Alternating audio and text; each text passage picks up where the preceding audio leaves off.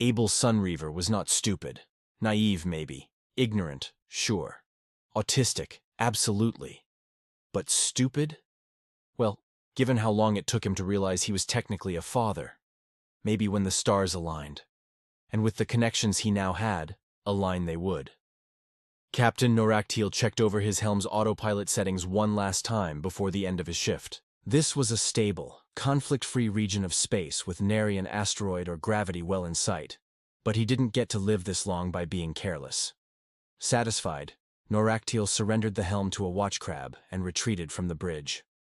Abel was waiting for him in the hall, nervously picking at loose threads on his jacket sleeve. Noraktiel would have been worried once before, but he'd come to know his human as a nervous person in general, at least when their lives were not actively at stake, and it always gave him great pleasure to see that nervousness ebb in his presence. When Abel asked Noraktiel to join him on the observation deck in that delightful stammer of his, Noraktiel at once agreed. The observation deck was his favorite spot on the ship. It was relatively secluded with little foot traffic, and largely cut off from the ever-present hum of engines and machinery. He would often come here alone to watch the stars. Each had a telltale glimmer, a frequency of light that told him if it was a sun hosting life-bearing planets, a black hole belching out the building blocks of the cosmos, or a satellite or space station dancing through the void as they bore words and worlds from place to place. With the time light took to reach any appreciable distance over the vast fathoms of space, these vibrant specks were all evidence of the journey life had taken over the aeons.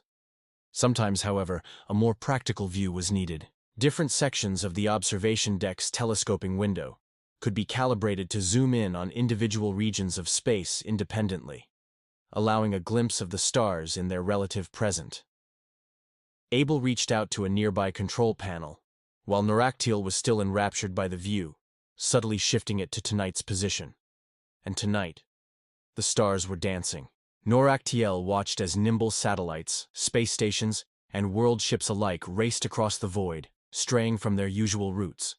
When at last the view settled on the present moment, these stars aligned to form the shape of words from his own homeworld, visible only at this precise angle.